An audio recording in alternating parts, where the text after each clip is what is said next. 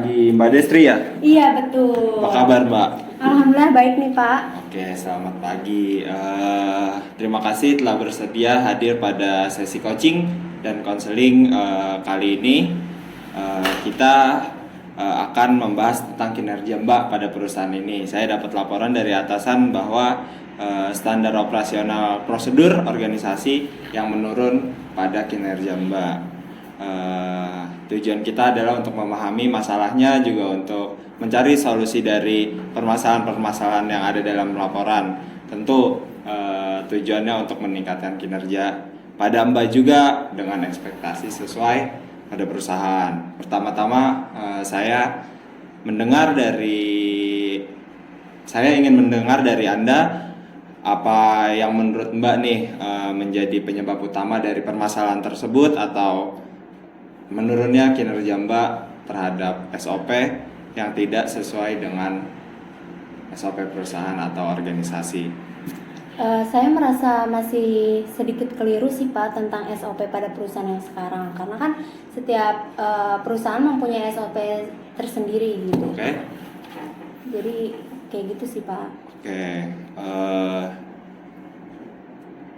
Saya mengerti. Apakah Anda merasa terdapat hambatan nggak pada pekerjaan, tentunya menjalankan SOP perusahaan ini, misal masalah dalam pemahaman prosedur, masalah dalam kurangnya pelatihan atau kurangnya pelatihan yang dikasih dari perusahaan, dan juga masalah komunikasi nih dari atasan atau rekan kerja?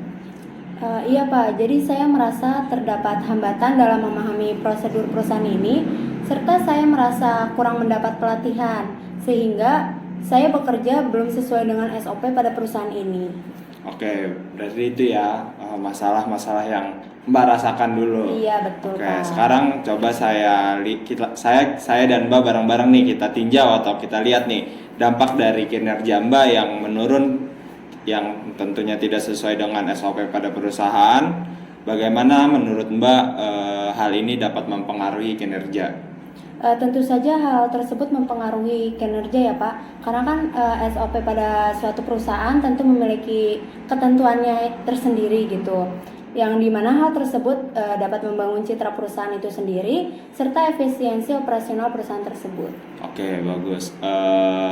Bagaimana nih menurut Mbak yang dapat mempengaruhi hubungan dengan rekan kerja ataupun atasannya? Kalau ke rekan kerja, berpengaruhnya mungkin miskomunikasi kali ya Pak ya.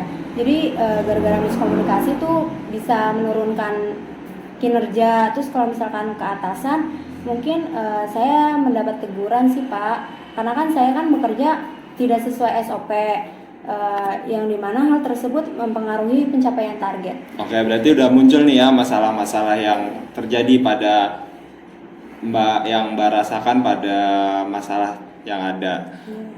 Oke, sekarang kita fokus nih pada solusinya. Gimana caranya masalah ini selesai ataupun sudah tidak akan terjadi lagi masalahnya.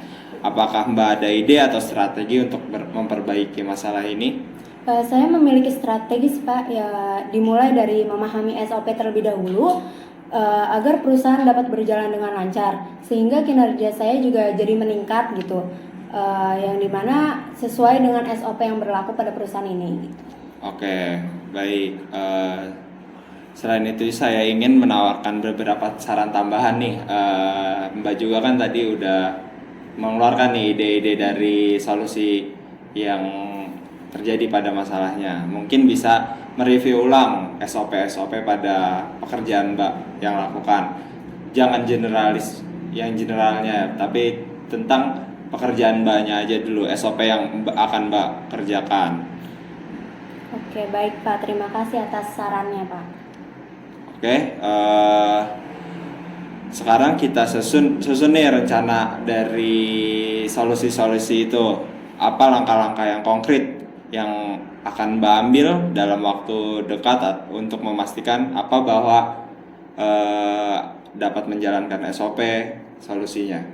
Solusinya yaitu sih Pak, dari yang tadi saya bilang, mungkin memahami SOP-nya terlebih dahulu, terus ditambah SOP pada divisi saya sebelum yang divisi secara generalnya. Terus mungkin selanjutnya saya juga akan bertanya kepada rekan saya yang mungkin bekerja lebih lama di situ untuk tentang SOP perusahaan ini tuh seperti apa gitu. Itu sih Pak. Oke, bagaimana untuk konkret waktunya untuk penyelesaian masalah nih, solusinya tentu saja dengan report ke saya untuk solusinya gimana, tahapan-tahapan dari permasalahannya. Saya kasih tenggat waktu 1 minggu. Untuk tenggat waktu 1 minggu, saya akan berusaha untuk memahami SOP tersebut, serta saya akan bertanya kepada rekan saya supaya saya lebih memahami SOP pada perusahaan ini. Oke, berarti udah konkret ya solusinya dan tenggat waktu pecahan masalahnya bagaimana. Apakah Mbak merasa nyaman untuk menetapkan target ini?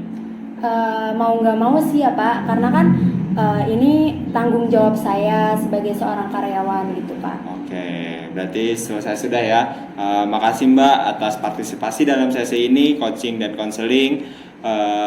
Saya yakin juga insya Allah bisa memperbaiki kinerja Mbak untuk menjalankan SOP.